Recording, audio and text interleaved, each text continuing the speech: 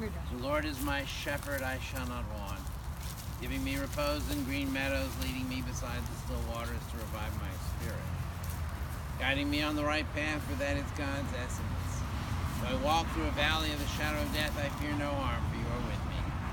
Your staff and your rod comfort me. You prepare a banquet for me in the presence of my foes. You anoint my head with oil, my cup overflows.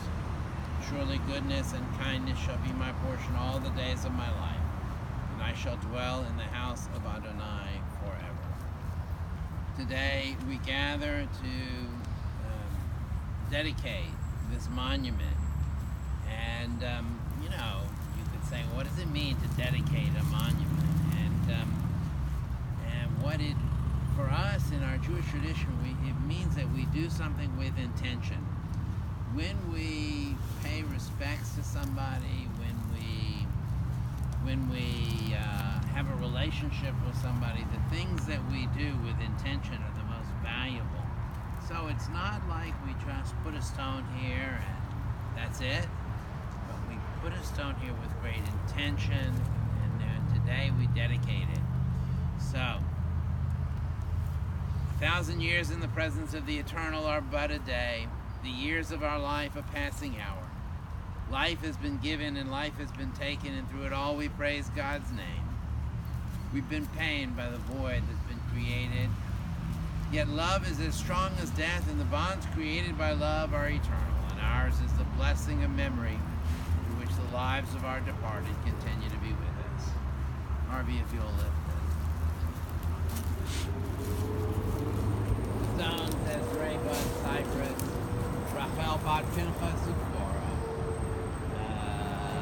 January 9th, 1918 to April 15th, 2016. Smart, fearless, artistic, and kind. Loved and adored matriarch of her family, wife, mother, and grandmother. And let me add that very appropriately, the graphic here is candlesticks, which remind us of Shabbat, the seventh day of the week, the holy day of the week, but also the candle is a particularly beautiful symbol in our tradition because it gives light and warmth. And anybody who knew Raye knew that she gave light and warmth. Tehi nishmata tzurara b'tzura hachaya, may her soul be bound up in the bond of life. And let us say, Amen. I want to pause now. Harvey, if you or anybody has some words they'd like to say. Eileen's going to begin. Eileen? Okay, I'm going to begin with saying that I still so cherish that I had this year, 1 year with Raye in Gainesville, that she was able to be here with Harvey and myself and at the atrium. And of course, the 1 year wasn't enough. I wanted it to go on, and I think Raye rather knew that it wouldn't go on that long and tried to give me that indication, but I never wanted to hear because I just was loving being with Raye so much, and with Catherine with us, and how all the family came to visit Raye several times, including beloved Michael. So because of Raye, I also feel I have become closer to Debbie and Rebecca and Cassandra and now Virginia and all the kids and Wendy and Nick and Sam and Becca and all of this. And the Cypresses, yes, who I know can't be with us. The travel is so great, but who always have Raye in their hearts, as I do too. And I'm just grateful, and I see so many good things in my own husband, Harvey, that I know, having grown closer to Raye, or because Raye was your mom and bestowed so many good qualities on you and all of her family. And we worked so hard, all of us, on these words as a community effort of the family, and I think it really, forever, in our memory, will epitomize beloved Raye. I'll say something. This is for me, my mom, Grandma Raye was, I have to say, the best grandmother that ever lived. Loving, she was always there. Her house was like a second home to me. Every winter break, every spring break, doesn't matter, on the weekend, if I came home from school and went to her house, I loved drawing with her. I loved being with her, part of her life. When I was younger, and she was very involved with the shul, loved going to bingo, and loved doing all the things. And I loved going to shul with her, and she took care of me like a daughter. If I was sick, she took me to the doctor. If I needed medicine, she got me medicine. She was an all-around wonderful person, a great artist, and a very, very smart woman. A lot of people don't realize that, back then a lot of people didn't, it wasn't the thing for a woman to go to college in her days, but she wanted to be a doctor, and she was smart enough. She scored very high on tests and got scholarships to private schools, and her education is a very full and rounded education, and very intelligent, and read to the very end and kept up with the world. And we all love her and miss her and her presence. And her presence is through Mom, because Mom's the matriarch of the family now, and she looks a lot like Grandma. So sometimes at the house, when I look at her and she has a glance or something like that, I see Grandma there, and it kind of just hits you. So we miss her very much, and I guess this makes it more permanent that she's not here, because sometimes I just think maybe she's still just watching Dancing with the Stars. But she's in heaven now with Grandpa Alex and Grandpa Norman. They're fighting over her. Somebody else? Well, I was going to say, I don't know if you can all hear me, because I've been sick. But I miss her because she's my mother. And I was very lucky to have her for 72 years. I mean, not many people can say they had their mother for 72 years. So I was a very lucky person. Although she's gone, I still think about her, and sometimes think of calling her about something. And I realize she's not there. But I had that with Bill too. So, you get used to that feeling of you want to say something to that person. And but to think that all of us come from her, and it's, and I think of what comes from me with all my children and grandchildren, as she was very, very happy with us all. And I hope that all of you, my children, can follow in being as kind as she was, and as respectful as she was of other people. She was a very good person. I know you're all smart. It's not that. It's just that she was just one of those very giving people. I was very lucky to have her as a mother. I know Harvey feels that way. I'll say something. Sam. Yeah. I didn't make it to the funeral, so I'm sorry about that. What do I say? She was an amazing woman. I loved spending time with her. One of my fondest memories is actually when I was working for David, and I was doing deliveries near there. I was delivering gloves near her house, and I went over there for lunch, and I just went over to say hi. It wasn't anything special, but she was like, "Oh, you're here." And she just made this whole like smorgasbord of like bagels, and she pulled all this stuff out of her fridge, which was always very full. And I mean, it was full of stuff that was just, I don't even know what you got. It was all kosher. Yeah. But she just made this whole huge meal in like 5 minutes. Like she just like pulled it out and literally it was already made. And I just, that's when you're home. And I always liked seeing her paintings. I always liked talking to her. She was definitely a smart, beautiful person. And I'm sorry I didn't get to be there at the very end, but she got to meet Hudson for a little bit. And I strive to demonstrate the kindness that she had, and hopefully the intelligence. But thank you very much for everything, and being who you were, and showing me that You get more with honey than vinegar. Right. Exactly.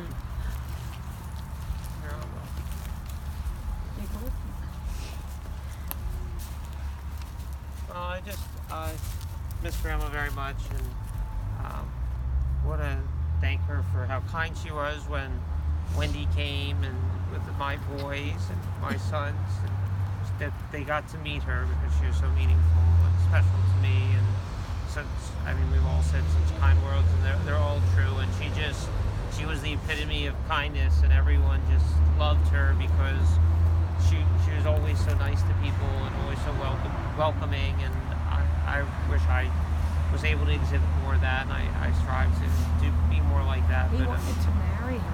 wanted to marry her when I was When she married Alex. Yes, but I loved Alex. Alex took very good care of her, and they took good care of each other.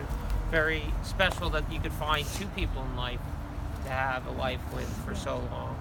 So that's definitely a very special person, and I'm really, really glad that my boys got to meet her.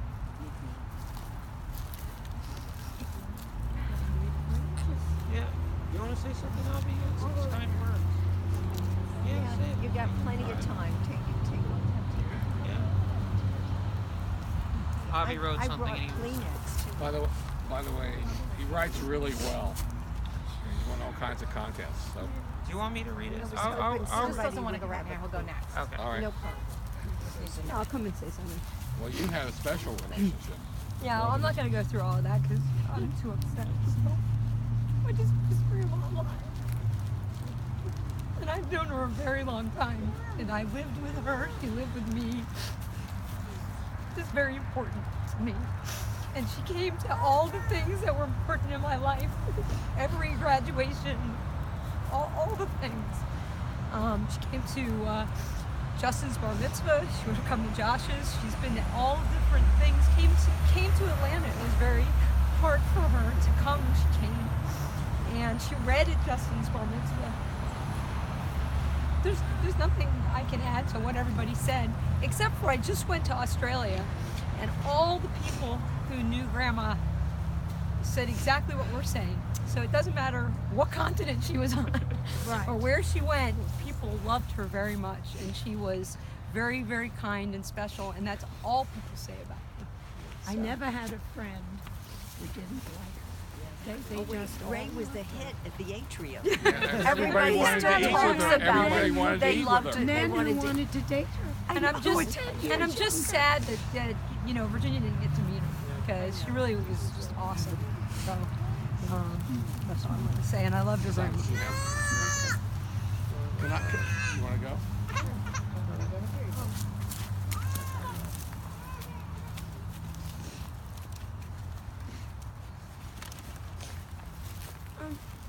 So, whenever I hear Grandma Ray's name, I think of like a ray of sunlight. Because she was always brightening everyone's day. And she was so nice and loving. And she always made sure we were happy, like if we were at her house or if we were at the atrium. She got us stuff. And she always made sure we were comfortable. And she was just always smiling. I just loved seeing her. Anybody else? Otherwise, I'll begin what I wanted to tell you. I want to give you why, and we picked the words that we did, and so I want to go a little deeper into it. The word smart doesn't really even come close to how smart she was. She was valedictorian at her high school. She could do anything she wanted, anything. She could master anything. She read books in a day. She was an avid reader. She kept up with news. She was just so on it, even to the end. She was just so smart. And I always admired her for her ability to talk about anything that you would want to bring up. Can I just tell you something? That she knew about the research that I do, and she would ask me specifically about it. That's how much she kept up. Fearless is an understatement. They got together and went to Australia with a week's notice, with not a care in the world, and they took the family to Australia. I can't tell you how brave they were to pick up and do that on a week's notice because they could go to Australia for free. Then she picks up 7 years later and decides to come. She decided to come to America because she wanted to be closer to her family. Because most of my father's family was in Australia. We had very few family in Australia. She had very few family. And she kept up with everybody. She would send them dresses, she would send all the family in England. She painted this picture of my relatives in England that was so rosy, and reality was different. But rosy was an understatement. Now, she would go to work and they would come home one day. I would come home after school and I'd realize they'd lost their job. And the reason they'd walked out. And the reason was they were fighting for their employees. It was always about money and what they gave the employees, because they respected people's ability to work and make a decent living. And when they tried to shave people back from money, they would fight for their employees, and they would have a fight, and they would leave, and then we moved again. So that was the story. They could double and triple production in a factory like in a heartbeat. So they were really smart at how to get the most out of people. And I've used a lot of their skills that I picked up in listening to them at the dining room table. I have to add one thing. Yeah. They went to the University of Georgia For a short period of time. for a short period and got certificates for efficiency in working. Time and motion study. Yes. Wow. Now, artistic is another understatement. The reason she became a dress designer, because she could draw from the time she could remember. And she had that skill, but my grandfather wouldn't let her go to medical school or onto university. They begged her to let her go, but he needed her as an operator in the factory. She was the oldest child, and therefore she had to be the mother because they had a very sick mother, Deborah. And so my mother was mother to everybody. And then kind is a really understatement word. How do you describe somebody who never has a bad word to say about anybody? Except the people who criticize Israel. She had a lot to say about them. But everybody else in the world, she really, really had a kind word for. And that's why she painted the rosy picture of the family. She always had kind things to say. And she said, she really meant it. She did things for people without even being asked. And that kindness was just so subtle, and it was so strong. And it gave me that kindness. I believe you get a lot more out of life if you can help other people. And I think that I picked up her mother. Loved and adored matriarch. Well, she made all the decisions, I believe, most of the major decisions in their life. They talked about it, but I think major decisions, the time when they got married in December 25th, my parents, in 1939, the war had started in England, and then the Blitz started, she decided they'd go to Leeds. She decided a lot of things. And my father they worked as a team, but she decided to go to Australia. She decided to come to America. She decided major things in her life. And I really think the strength we get and the character and how I feel about women and a strong woman comes from my mother. She was the epitome of a role model because she was so subtle at being strong. And so, saying, the velvet glove in the iron hand. Yeah, that was her favorite saying, exactly. Now the candlesticks, for us in the family who really understand candlesticks, for my mother, she complained about Auntie Beulah getting her mother's candlesticks. And so candlesticks were like the generation, to that generation, were very important, that you passed from the mother to the daughter and so forth. And so I couldn't think of a better thing. She lit them every Friday night. I remember the silver candlesticks she had. You're lighting them. And she must have wore out the polish because they were always shiny, and they were silver plated. But they weren't her silver. Okay. And they were given at the wedding. So And she gave me Grandpa Norman's all right, mom's. All right. So she was very generous. So very generous. And so the candlesticks to me, and by the way, when you go talk to the folks at the cemetery place, but by the way, we were in that business. That was the family business. If we'd have stayed in England and my father had not become a tailor, we'd be in the stone business. Okay. So this was the family business. It was kind of ironic when I went to visit, but the candlesticks had such meaning for her. And they had no pictures of candlesticks because people either got a menorah or they got the Star of David. Right. That was it. And so we said, I want candlesticks. and so we created these candlesticks. We, like the artist, we got pictures of them. We worked with him very closely to create, and he made these candlesticks. And if that doesn't look like the candlesticks that she had, it's the closest I could get. It's close. Close to that kind of candlestick.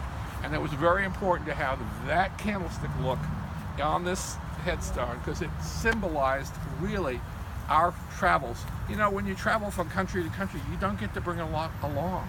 Yeah. And there's certain things that have stayed with us, and that is the important things. Little minor things. We have a picture of the Sydney Harbor Bridge that I happen to own, but I have very few things that have gone all around the world. So I have to say, oh, I'm sorry. I was just gonna say that Grandma, she had a very good sense of humor and a very sharp sense of humor. And I remember she told me, because she traveled the world with Grandpa Alex, and she said she was in Israel one time, and she was going through, and Al was checking her luggage, which they very thorough. And they said, and why were you in Israel? And she says to them, because I think every Jew in their lifetime should go and visit Israel. They're like, you may pass. That was the right answer. The lady behind her, I don't know what answer she got, but they tore apart her suitcase. Didn't say the right thing. See the magic word. But her whole life and her epitome of a life was how she treated everybody. And I think as a role model for me and as a role model for the family, all I think about is, we think about her all the time. On Sundays when we used to go over and have a meal. 2 meals at the atrium. We'd have lunch, and then all of a bare sudden, hours before you had dinner. and there were always the tomato soup for lunch, and it was always the same dinner on Sunday. And and it was just a special time for us, and we got to share a lot of things. And we really miss her. And I was not looking forward to this. It took a lot to do this. Ralph Lowenstein sent me a lot of letters saying you're behind schedule. We're behind schedule. I need to. Well, Ralph was the dean of journalism school. He's an old friend, and we're honoring him in January with a dinner. But he booked us together, and so this cemetery, by the way, is the oldest cemetery, Jewish cemetery in the state of Florida, and I'm very proud of all the places they could be. Parents are here. Both of Eileen's parents are here, and to us, I hope that you'll all, as grandchildren, great-grandchildren, you will come back to Gainesville and keep this up. This is the base. This is the base. Yes. It was the base with South Florida, but this is our base. I know it's hard for some people to get here, but this is our base of the family. Well, most of us. Yeah, Atlanta now, and I just want to keep that in mind. This is your base, and thank you for all coming today, and making this trip. I have to tell you one other thing, that it's amazing that Harvey could talk, because when I came for my father's funeral, when it came to the stone setting, I couldn't. I had to walk away. I was so upset at that time that I couldn't even be there. And I walked around and looked at all the old stones that were here at that time. The cemetery actually ended here. Right. And I remember my father was under the tree. We always thought our folks were up front, so they changed the Yeah. door and put them in the back. I want you all to keep talking. I know you're going to go to lunch, and I want you all to keep talking. It's cold out here, and I think we should complete our ceremony now. And Can I say one more thing? Because I'm sorry, that's one of my... I just want to say, one of the most wonderful moments, because it involves you, Rabbi, for all of us, and many were there, was when we celebrated Ray's birthday at B'nai Israel on Sisterhood Shabbat. Yeah. And I got to read the Aliyah with her, which she knew. I just followed along. She was so wonderful. She was amazing. And then she sat down, and you made, which she didn't expect, a wonderful tribute to her. And it was just a glorious moment that I will always remember. And I just could not believe how all of those moments came together for her at that exact time. It was very meaningful. Thank you, Rabbi. El Malei Rachamim Shochen Bamromim Amtzei Menucha Nechona Tachat Kanfei Ashkina B'malot Kedoshim Utaharim Zohar Haraki Amazirim and Nishmad Rachel Bat Pinchas V'Devorah Shahalcha Lilma Beganin Menuchata Nabal Harachamim Hasti Reha B'Seitechan V'Chal Elamim Utzror B'Tzror HaChaim et Nishmata Adonaihu nachlata. V'tanua b'shalom ha'mishko vav and amar amen.